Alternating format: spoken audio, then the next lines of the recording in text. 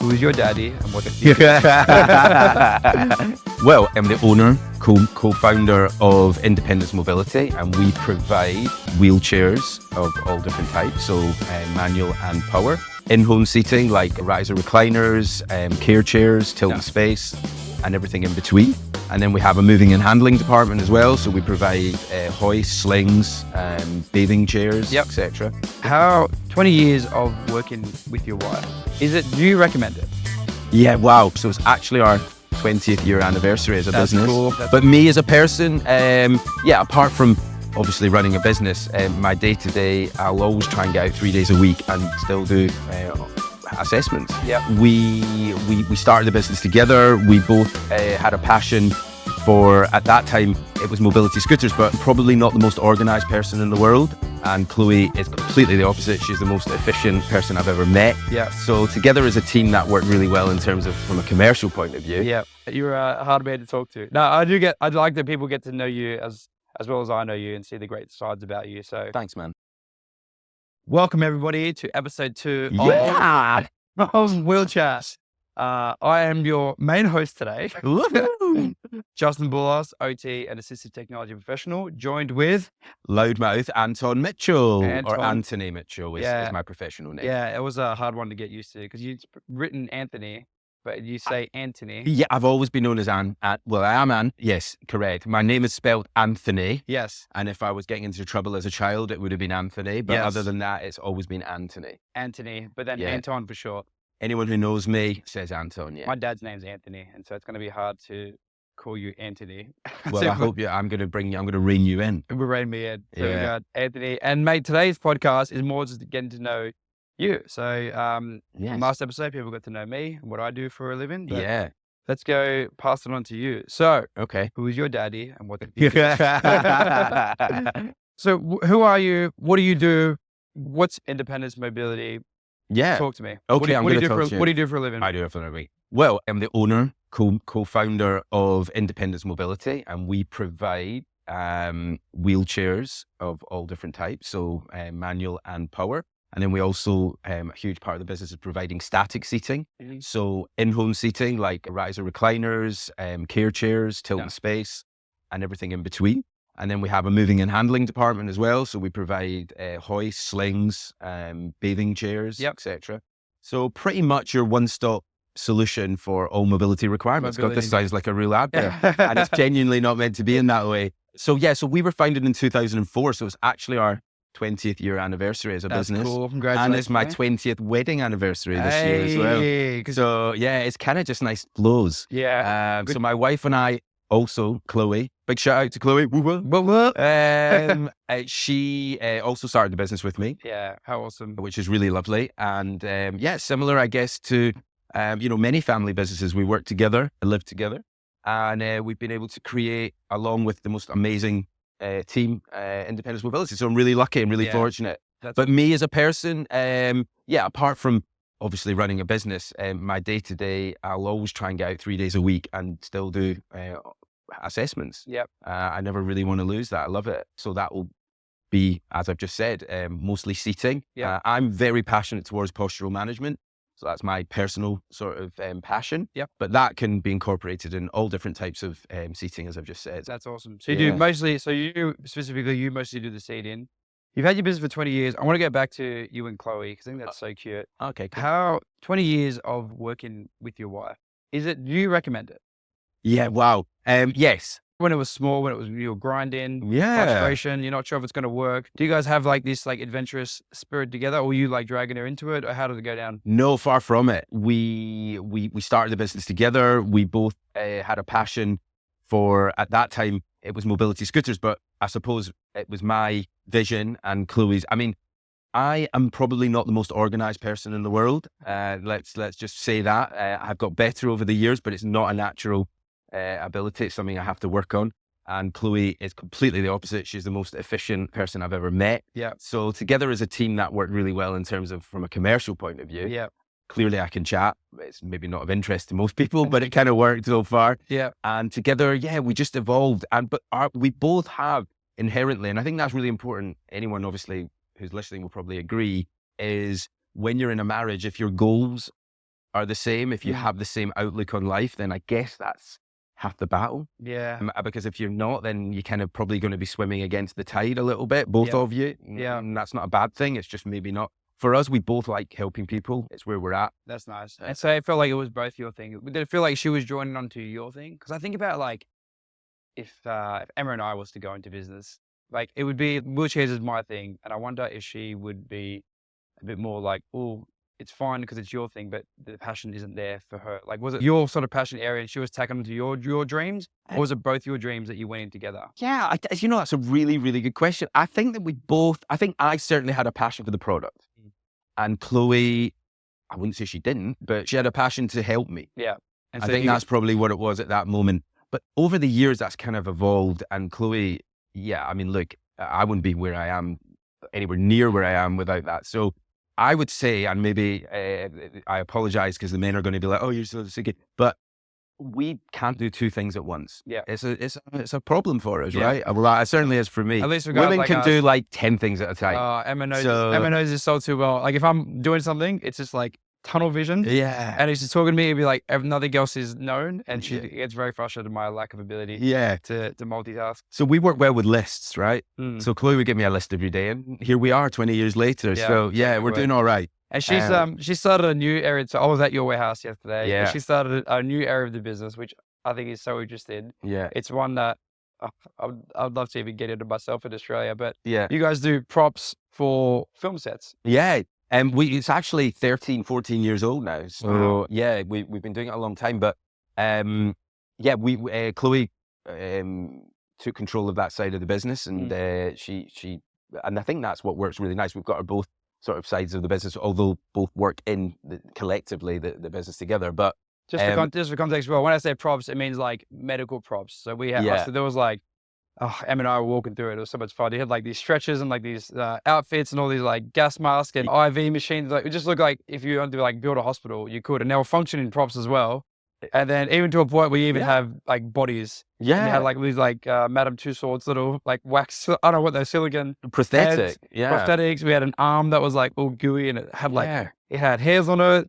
And I was chasing around with Emma with it. Oh, you were loving it. You were actually loving it. You wanted to take it home. In fact, I need to check your case. But no, look, that's just a really fun business to be in. It's something that we're really passionate about, and we're filming in lots of films and soaps and everything. So that's cool. Yeah. So in answer to your question, both of us working together has been hard. Let's not lie about it. It's hard. You're in a relationship. You're coming home. You're discussing the same things. You're working, of course. But we've got kids, we've got everything to take our minds off it. Yeah. So through the years, we've learned to manage that, and we're doing really well. Yeah. I asked that question because I know it would be. I'd imagine for most people it would be hard, but I asked that question in safety because I've been to your home. It's a beautiful home. You've got a dog. You've got kids who all of you guys adore each other. Yeah. I can hear about your holidays you got going. It sounds like you guys are. It's not all just about work here. Like even just hanging out with you guys last night, your father-in-law was over. Yeah. I went to your brother-in-law's place, a restaurant last night. It seems like you guys are still very family orientated, and you're even going backpacking. Yeah. Which is like, I'm like manifesting your lives. But Everett, when we get kids, I want to go backpacking with our kids. Yeah. To Thailand, you're going to. Yeah, we're going to Thailand. So it's a really favorite place of ours. But and we're going to have a great time. Yeah. And maybe being the age I am, backpacking's now seeming maybe wasn't a good choice, but like, no, joking aside, I'm really looking forward to it. We're going to have a laugh, and my boys are old enough now, far old enough, 17 and 14. So they're lads in their own right, and they'll lead us. Yeah. So no, I think, we're that. Listen, I love family. That's really important to me. And it sounds really corny, but my work family, I feel really strongly towards them as well. Like we're a really lovely team who we work with, and like everyone who's listening again and watching, I think it's really important that we love what we do. You're probably spending 80% of your life working until your retirement age. So you've got to be happy in what you're doing. You've got to like the people you're working with.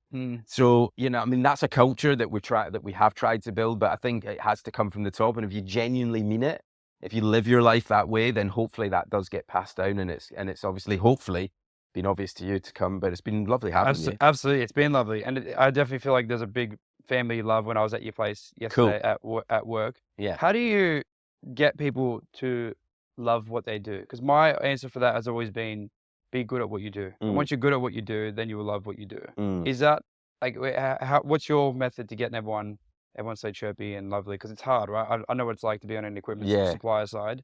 There's urgency, there's things going wrong, there's parts not ordered correctly, there's very difficult clients. I don't know what you're talking about. there are entitled clients, there are beautiful clients, there's a whole range. So how do you keep people, because looking at your staff, there was heaps of people that have been there for like 10 years. Like, you've got really good staff retention. Yeah. How do you do that in such a emotional, difficult workplace? Good question. I think the thing I feel is culture is really important. So having the ethos of the business at heart, everyone understanding why we're there, why we come into work every day, is really, really important. Yeah. So like every morning we have a morning meeting as a collective team. Yeah. Toolbox talk. 15 minutes. But that gives everyone an opportunity to, do the obvious things of how did we get on yesterday? How did we get on today? What's on? Blah, blah, blah. That's the thing. But then we have we'll discuss how we're feeling, or we might talk about a topic. We try and have like a charity. We support a charity every year. So again, I think having a focus on others takes it off you. Yeah. And I think that's important in life, right? Yeah. Like if you, and I think we're so lucky. I say this, I mean, I've got loads of friends and they'll be like, what do you do? Like, and they're all, by the time we finish chatting, they're like, I really love what you do. Like, I love the sound of that. Because with no disrespect, we've got accountants, we've got lawyers, we've got doctors, we've got all different professionals, and then, lots of other people do amazing, cool stuff. But they don't necessarily always help an individual. And I think we're really lucky that a lot of the things we do, we're helping an actual person. And you can see the result of that. And I think that's the most satisfying part. Like, we all contribute to society. It doesn't matter what you do, whatever job you do as a contribution, contributes to society. But I do think that we get a bit spoiled in seeing the direct benefits for an individual. It's kind of like when you donate to charity. If you donate to Oxfam, it's good, and you are contributing to a broader helping a goal. But when you give, a box of groceries to a single mum who can't afford, when you do that, there's something that it feels really, really good. It might have been $100 here and $100 there. But the feeling of that one-to-one interaction is like, I think the fact that you guys focus on that is what is a good way to keep it. And I think that is, when you ask me the question, I think that is what keeps everyone sort of level-headed, everyone sort of, because yes, of course, there's tough days. Everybody has rubbish days. Everyone has like bad hours, bad assessments, all the different things that go in our daily life, and it's going to happen. But I think by focusing on the greater good, the greater goal, it obviously doesn't help every time, but in the main, it keeps us all pretty much sailing the same way. Can I ask you a question? We all have these days where you feel like you're going to tap out. You're like, stuff this job. I'm not doing it anymore. What are your like breaking point? Is there days? Is there things that happen? I can tell you my ones, but are there things that happen where you're like, what am I even doing here? Like, I'm done with this. I'm going to try another avenue. I'm done with this industry. It's often me, actually. The battle's me. I often find personally, it's like, oh my God, like, people talk about imposter syndrome. I'm not sure if I really like the term all the time, but I get it.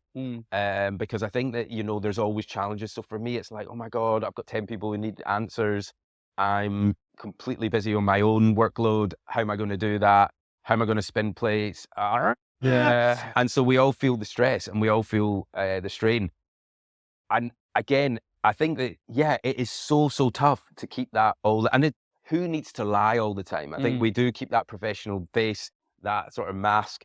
Everything's good. But if we're really truthful, I do struggle. I do struggle with things. You struggle when it all comes a bit overwhelming. When it's the splitting plates they get you. So when it's like, you've got to get back to this quote on this, you've got to get back to the tech about how you want this thing mounted and this custom job. And this client's not happy with their cushion, and you're like, oh, maybe I can go out and do that. And they live 3 hours away, and there's so many spinning plates.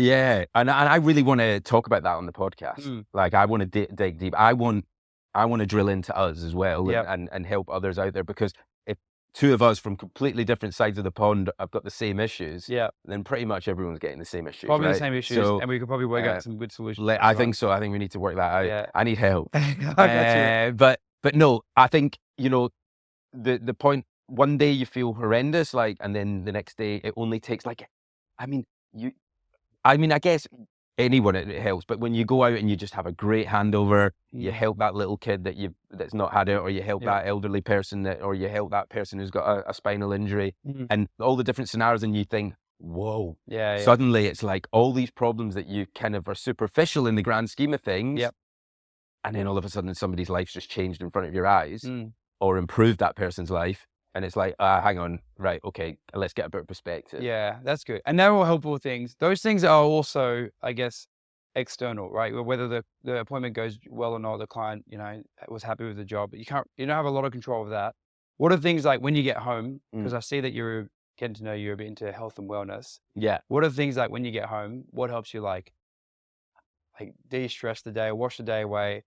Okay, good question. Because I used to work out in an evening, but that doesn't work for me anymore in terms of lifestyle. So I get up at like 5 silly o'clock in the morning and go and do a workout. In the UK. Yeah. Yeah. It's and it's like it's got to be for me for my mental health. Yeah. Like as I'm 45 now, so I think that it's really important that I kind of take that seriously. And you find that like getting those energies out of the day, get your zoomies out in the morning. 100%. I need that endorphins. I need that kick straight away. Like, yeah, because I'm full time on it. Yeah. As I'm sure pretty much loads of people are, but like that's what I'm searching for. So that keeps me going, and then I'm banging to the day.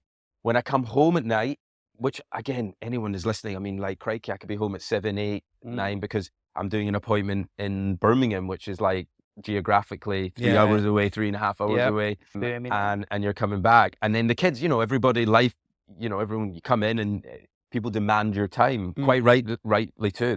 They shouldn't have. I'm not making excuses. The kids need you. They've not done it. Chloe's not, I've not been around to help with this, that, and the other. She's got her own stuff to go and do. She's probably left work early to collect the kids, so now it's her turn to get out. So there's so much going on.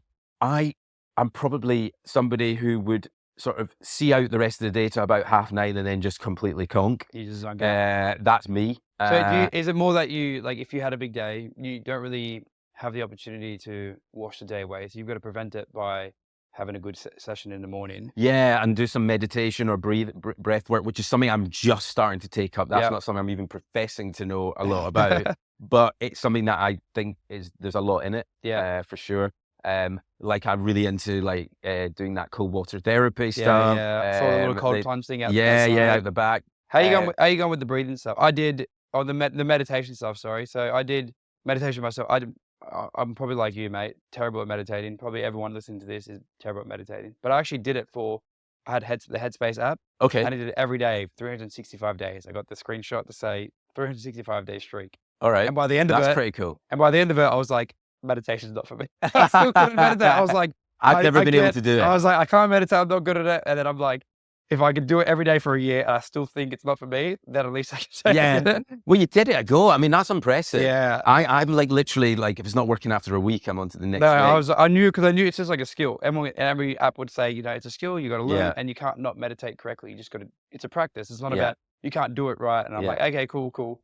But it really struggled. Actually, what helped me was I did a 10-day, sorry, I know I'm interviewing you, but I feel like I want to, let's get back to me now.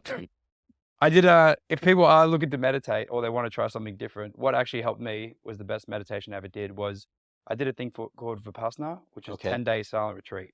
10-day, no eye contact, no speaking, no writing, no stretching, no jogging, no journaling, no movie watching.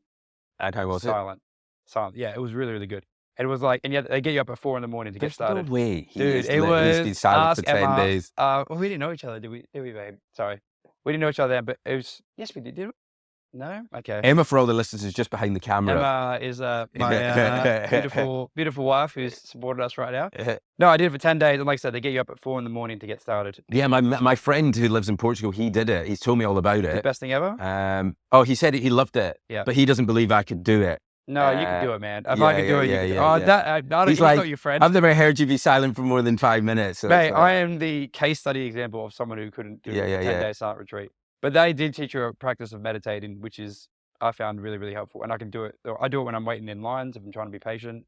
Well, that's amazing that's helped, like you've been able to take that in. Yeah. I mean, meditation is obviously across loads of states, isn't it? Like you can have a state of mind. You don't have to necessarily think what the traditional meditation of sitting there and stuff. Yeah, that doesn't, if that works for you, amazing. But you can focus on different things, sound, noise, walking, you can meditate on all different levels. It doesn't have to be, that's it. That's why, the reason why I mentioned it is because you said you couldn't. That's why the good thing about this meditation. It's like it's 10 days, you build on the meditation, but the first one is you just think about the breath coming like under between your lip and your nostril, and you feel like the cold air and the warm air, and it gives you something to focus on. Nice. And for guys like you and I who need to focus on something, who struggle to let go and do stuff, it's a good way to like get you into rhythm. And then you go like that, and then you do like your body's like, day 5, it works up from there. But day 1 is just literally the whole day. You just like love it. Right. So basically what we'll need to do is do some meditation on some of the We can do some meditation after it. All right. Okay. We can do some Wim Hof. I know you're into the Wim Hof. I love Wim Hof. Yeah. I did that years and years ago. And, again, go in and out. Very ADHD, which is something I do suffer with. So, but thrive with. Magic power, superpower. It would never change it. It's all good. I'm very comfortable with it. So it's all good. That's cool. Just getting back to, so that's more about your personal life. You seem like you're very healthy. You've got a very nuclear family. I'm sure everyone has problems, but from what I see, it's like such a beautiful home with this little dog. Yeah. Where's the dog? We've done the job right. He's having a nap. The cutest dog. Yeah. Maybe he'll come in a bit later. We'll get Hunts around. You keep him fit. All that stuff is really good. Going back to your professional life. So you're a seating expert.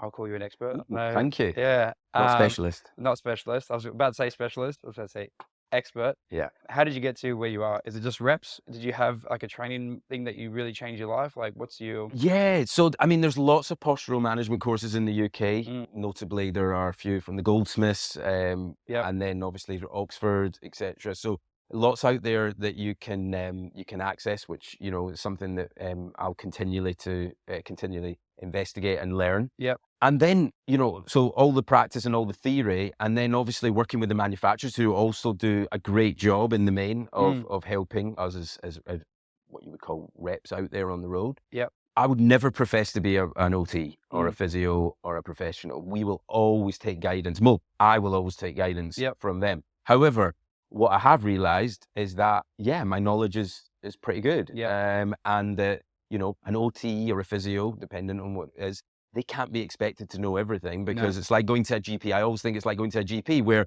you're expecting a GP to know everything. And hang on, if they'll have a pretty good knowledge of most things, but then when they want to go, they'll send you to, dare I say, a specialist. Yeah, they are specialists. But they are. But I feel like that's what we are, experts. Let's go with that. Yeah. That the OT, the physio, they can access us and actually say, hang on a sec, this is what I want to achieve. This is the goal I want to look at.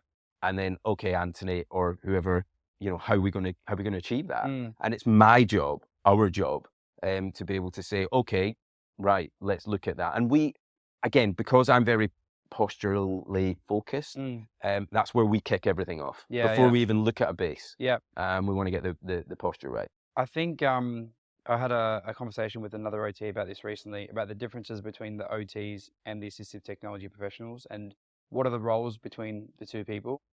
And I thought of a good analogy, which I was really proud of. It's kind of like ChatGPT, that how well you prompt ChatGPT. Like you, the ATP, the wheelchair expert, are ChatGPT, and the OT is the user of ChatGPT.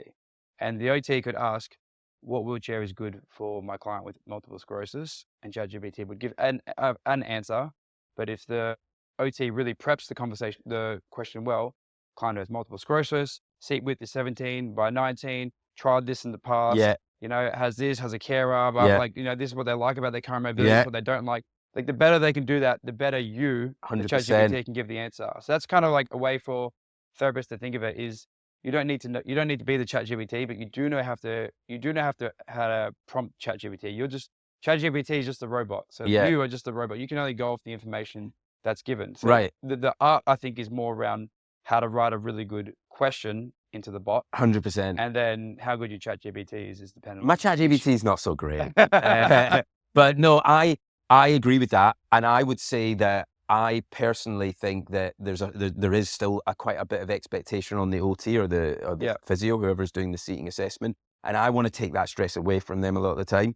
So, because look, you've got some unbelievable OTs that are like maybe 30 years, 20 years, 15 years experience. That's all they've done. And it's brilliant for them. And they lead, right? But then there's a huge side of the work that we do that, again, the the therapists they're not in a position maybe where they're experienced. They might do it once every so often, right? So how can they have the knowledge that you're doing 5 assessments a day over 20 years or whatever?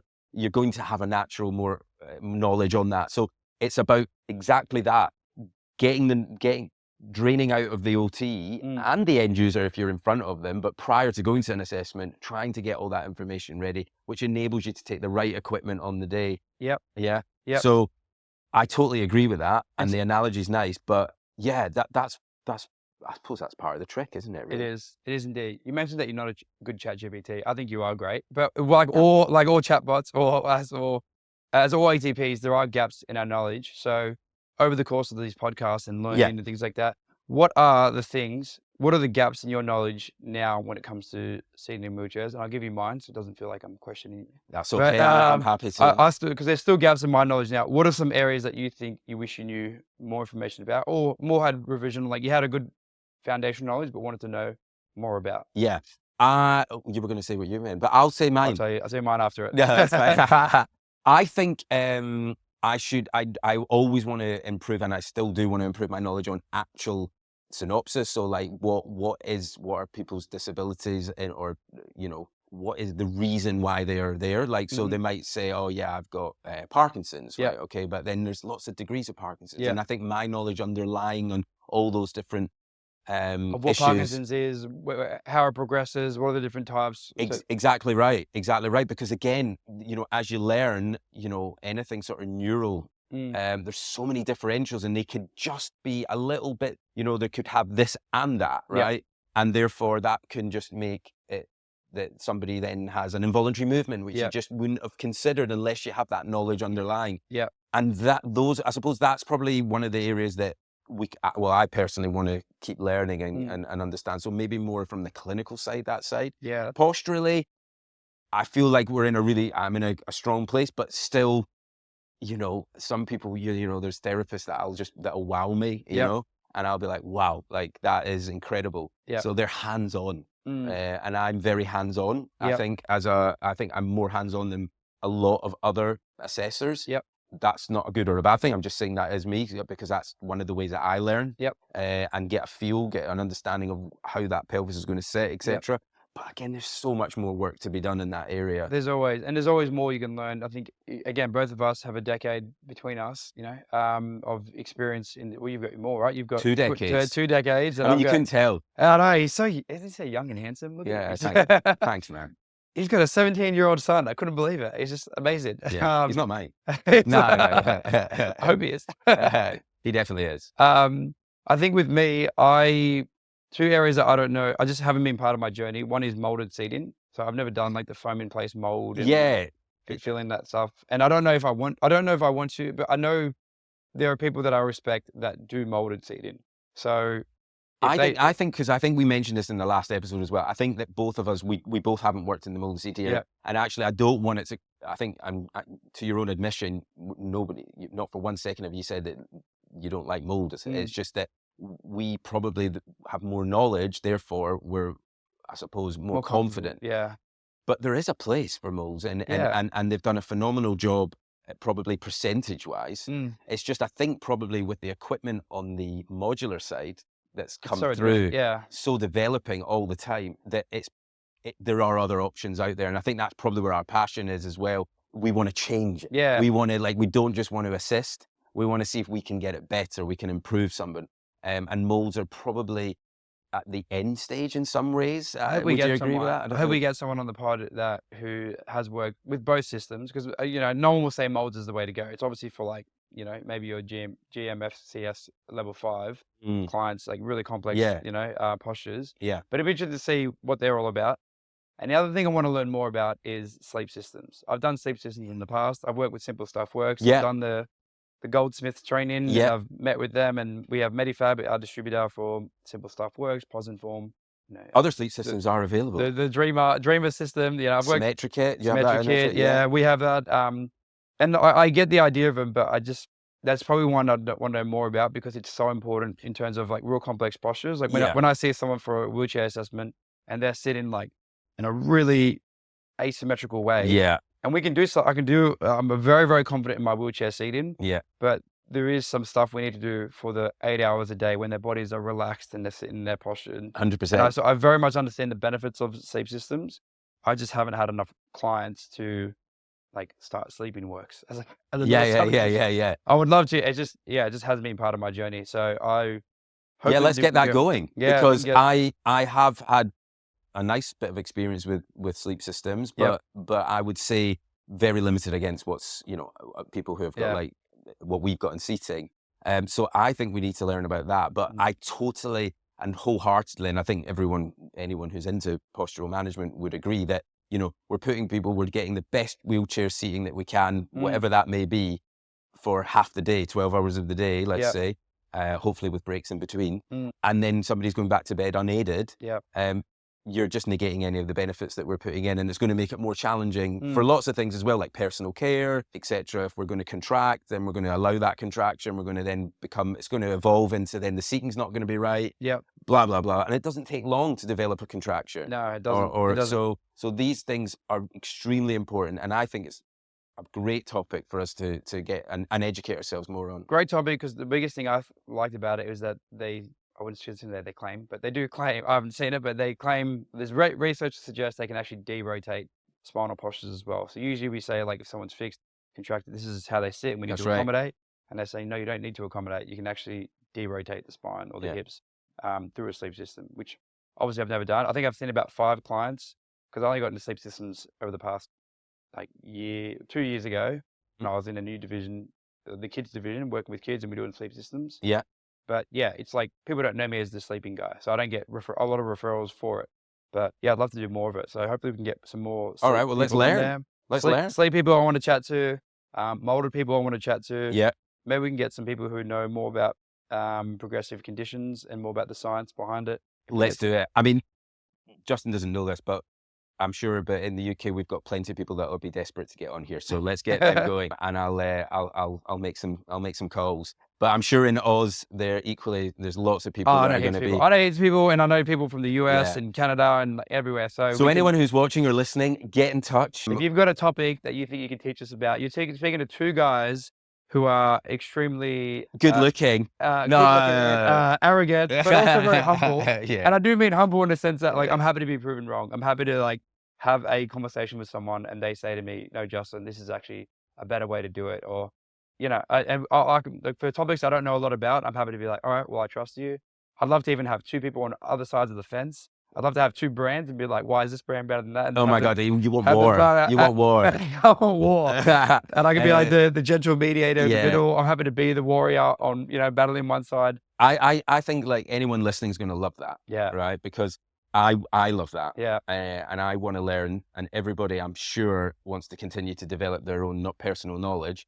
But also, let's have fun. Let's have fun. It's sort of another idea. We should have like an actual organized debate where we just literally flip a coin. If we can't decide who sits on one, let's say, like, there's 2 types of folding manual wheelchairs. And if we can either pick a brand that we want to say, there's nothing the best one. There's a reason why there's multiple chairs around, but just for the sake of the fun of it, which is a better chair. And you could be like, boom, boom. And so say you've got the Aero X and I've got the Quickie 2, and I have to, like, prepare before, and I'll tell you why the Quickie 2 is better than the Aero X, and you have to tell me why the Aero X is better than the Quickie 2. All right. And we battle it out. All right. Let's do it. I think that'll be fun. We can do that for a few episodes. But okay. Awesome, mate. Thank you so much for coming onto my podcast. Pleasure. It's been lovely being a guest. It was great to interview you and get people to get to know. It's great. I'm glad being able to sort of drain that information out of me. You're a hard man to talk to. No, I'd like that people get to know you as well as I know you and see the great sides about you. So thanks, man. Hopefully it gives a bit of context about who we are, what we're trying to do, and we're going to make some fun stuff. So who are we? We are Wheel Chat. One day that's going to happen. Wheel Chat. And God, if you do want to know more, send this to your friends. I don't know. Can you subscribe to a podcast? Subscribe. Send the link. How do you subscribe on Spotify? Don't know. We're going to improve that next time. We'll work out our sign-off message. But until then, tell the other people that you think would like it, because then that just motivates us to do it more, and we'll find out what it is that you actually want us to talk about, and we'll do that. Cheers, guys.